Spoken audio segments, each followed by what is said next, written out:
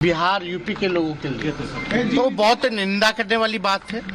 इससे हम लोग सहमत नहीं। मुद्दों के माया जाल में कौन सी पार्टी कहां कहां फंसी वो भी समझ लीजिए। दयानिधि मारन का बयान उत्तर भारत में कांग्रेस, समाजवादी पार्टी, आरजेडी और जेडीयू पर भारी पड़ता दिखता है, तो पश्चिम बंगाल से चल रहे अपमान के तीर हिंदी पट्टी में कांग्रेस का पूरा गणित बिगाड़ते नजर आ रहे हैं।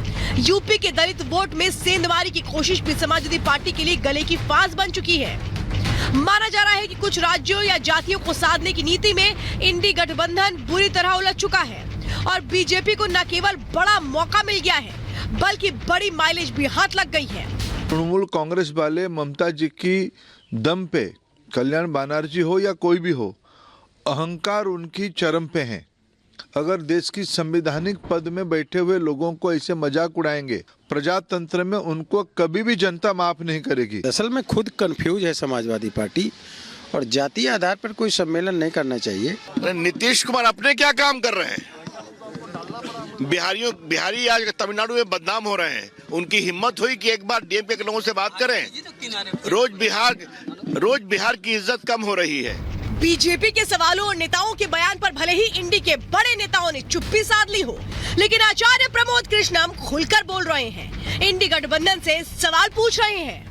देखिए, रामायण को गाली देंगे, रामचरितमानस के पन्ने फाड़ने की बात करेंगे, हिंदुओं की आस्था को ठेस पहुंचाएंगे, राम भक्तों पर गोली चलवाएंगे और ब्राह्मणों को पटाएंगे।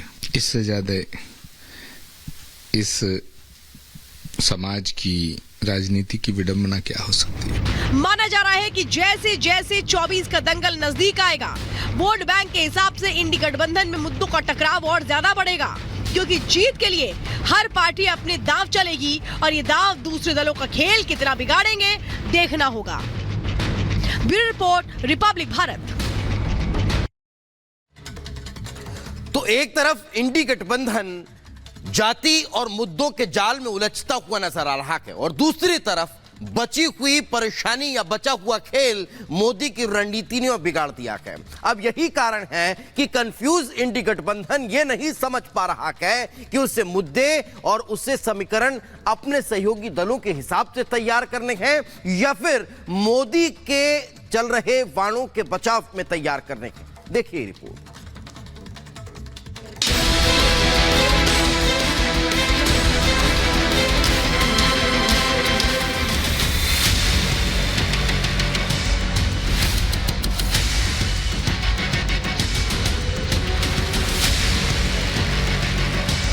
मोदी के सियासी तरकश के ये वो तीन तीर हैं जिन्होंने 2024 की रणभूमि में उतरने से पहले ही विपक्ष का पूरा खेल बिगाड़ दिया। फेल कर दिया है इंडी गठबंधन का जाति धर्म वाला गुणागणित। मोदी की सोशल इंजीनियरिंग का तोड़ विपक्ष को समझ नहीं आ रहा। मुसीबत यह है कि एक समीकरण साधते हैं तो दूसरा बिगड़ जाता है। वो कैसे, आपको राज्य के हिसाब से समझा देते हैं। मोदी ने एमपी में ओबीसी, ब्राह्मण, राजपूत और दलित का अम्ब्रेला तैयार किया है। मोहन यादव को कमान देकर यूपी बिहार के यादव वोटर्स को साधा, जबकि दलित डिप्टी सीएम से एमपी के साथ यूपी बिहार में नए समीकरण तैयार कर लिए। मोदी के यादव ओबीसी कार्ड ने लालू यादव और अखिलेश को परेशानी में डाल दिया है, क्योंकि इस कार्ड का सबसे ज्यादा असर उनके वोट पर ही पड़ने वाला है।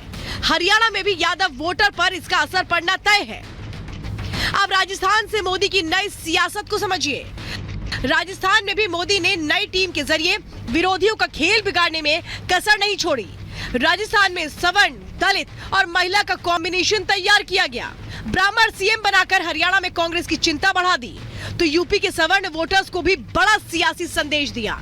हालत यह है कि हरियाणा में कांग्रेस नेता अब ब्राह्मण डिप्टी सीएम बनाने का वादा कर रहे हैं। मोदी का ये कार्ड हरियाणा, राजस्थान और यूपी के सियासी समीकरण प्रभावित करेगा। छत्तीसगढ़ में आदिवासी सीएम का कार्ड भी मोदी की सोची समझी रणनीति का हिस्सा है। इस राज्य के जरिए मोदी ने आदिवासी, ओबीसी, सवर्ण का कॉम्बिनेशन बनाया। इनके जरिए राज्य के 55% वोटर्स को कवर किया, लेकिन असली नजर झारखंड, बिहार के आदिवासी वोटर्स पर है। मोदी ने नई रणनीति के तहत चेहरों की जगह सियासी समीकरण को ध्यान में रखा। 3 राज्यों में 12 चेहरों के जरिए बड़े वर्ग को कवर कर विपक्ष के समीकरण बिगाड़ दिए। माना जा रहा है कि हरियाणा, यूपी, बिहार और झारखंड की सियासत पर इसका बड़ा असर पड़ेगा। Bureau report, Republic Bharat.